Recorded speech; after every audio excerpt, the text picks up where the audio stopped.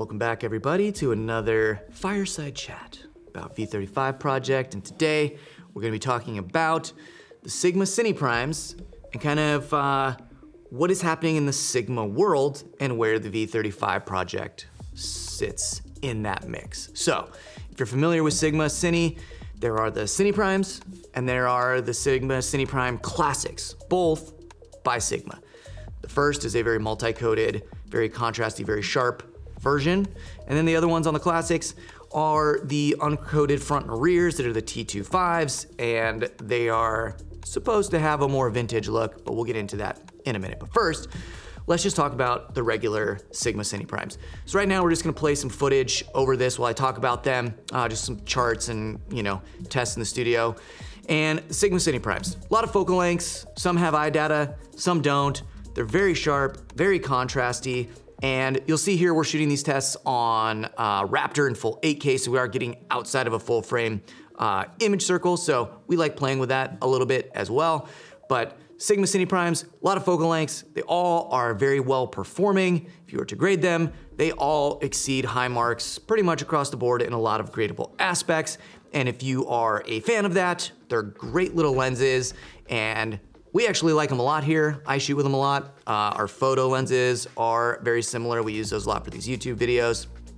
So that is a Sigma Cine Primes, been used on some big movies, and we very much like them. Sigma wanted to come out with a vintagey version. So they released the Sigma Classics, same focal lengths, but they have uncoated front and rear optics. And me personally, I am not a massive fan of uncoated rear or front optics, and we're gonna show you some footage right now and I'll show you why that is. So if you're watching this and analyzing things, first off, heavy backlight's just no bueno. It is immediately like flare city, washout, veiling glare. It's hard to get rid of. They're very uncontrollable. It's not to say this is the Sigmas, it's all uncoated lenses. I'm not a big fan of these on really anything, the Cooks, the Super Speeds, any of those. It's just hard to control light, and you're constantly having to make sacrifices or move things, or the lighting is what tells you where the camera goes and not so much the other way around. So as you're looking at this, you'll notice a huge decrease in contrast, big flares, crazy flares. Color cast is quite a bit different, and the more noticeable thing is it is a T2.5 in terms of the actual light getting to and through the lens versus the T1.5 versions of the other lenses. So that is the Sigma Classics. So now we're gonna talk about the V35 Project tuning of these. So before we fully get into the testing, I'm just gonna quickly talk to you about where we drew our inspiration from.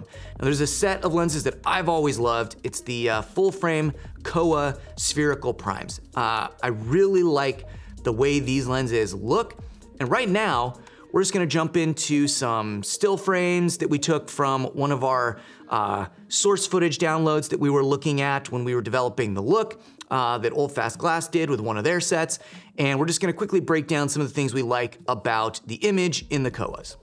If you look at kind of the texture bokeh that's happening in here, if you look at the flares on the left side of frame, you kind of get this kind of orby, globby thing happening over her. And you see the streaks happening through the flares.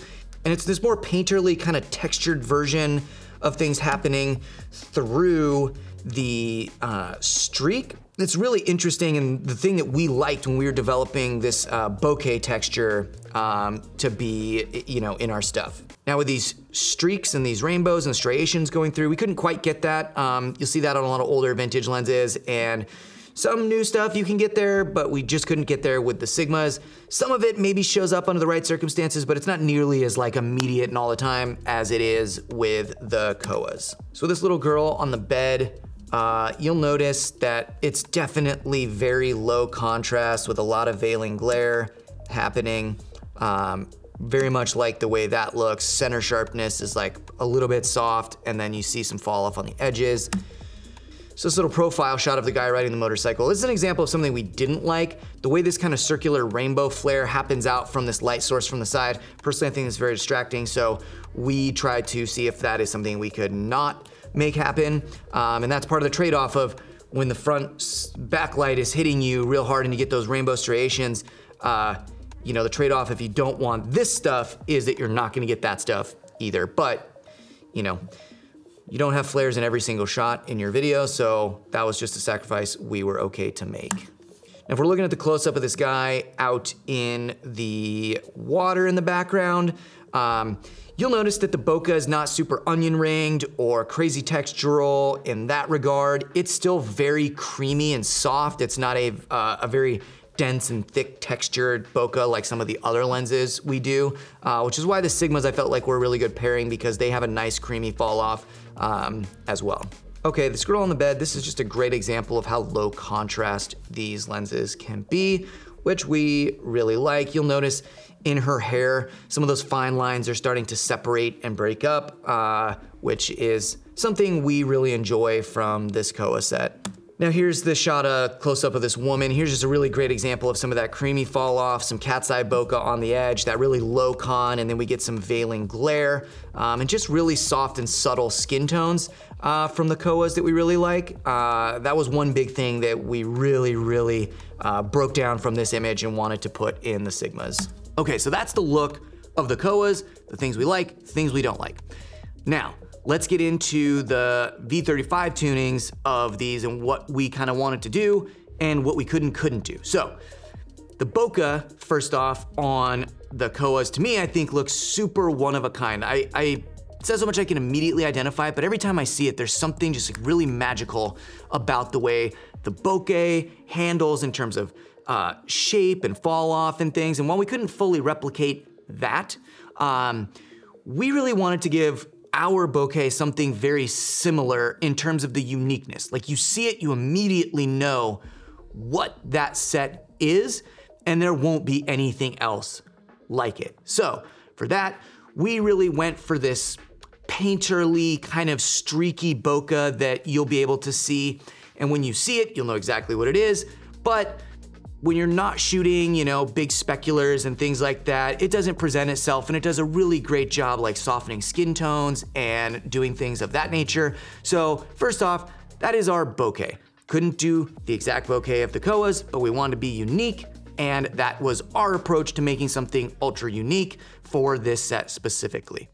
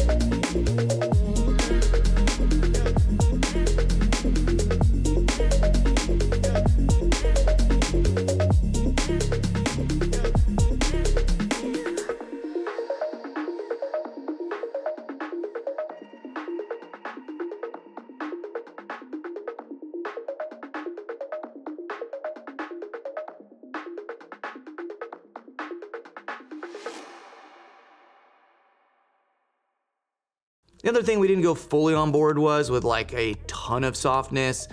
We wanted to still allow a little bit of that to happen either in camera or post with filtration. So we went as much of the way there as we thought we could get without, making the lenses be very, very, very specific. So that is the V35 Project version of that. Now we're just gonna show you some footage of the tests in the studio, like the other tests, and walk you through some of that stuff. Now, when you're looking at the charts, it's very easy to see where our fall off is happening, both wide open and at 4.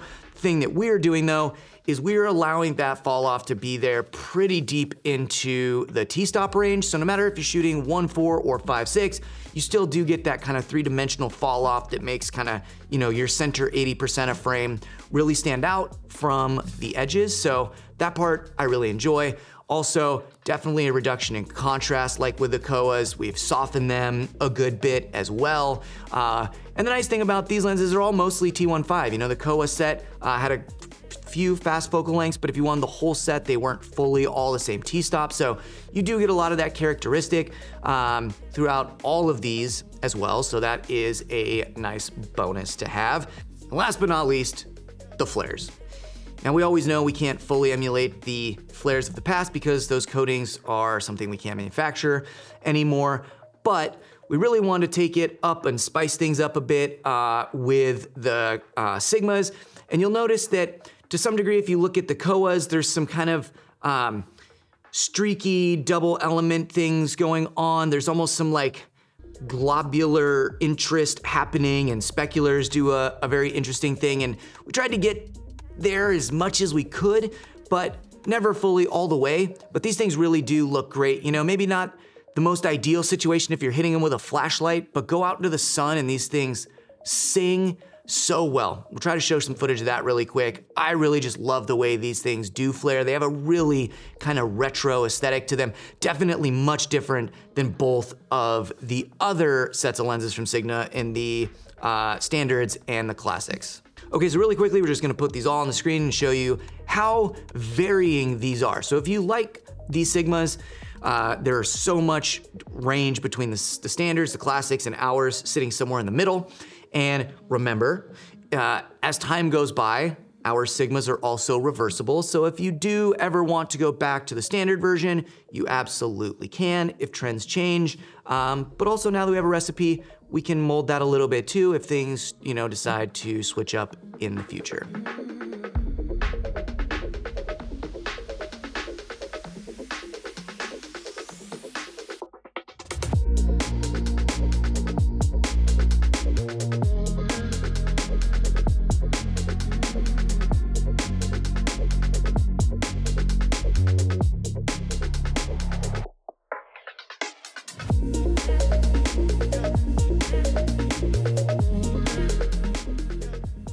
Okay, so that is our video on the Sigma V35 Project tunings and kind of where we took our inspiration from, and also just to show you how different they are from the other two Sigmas that exist in the classics and the Cine Primes. So thank you so much for watching, and we'll catch you on the next one.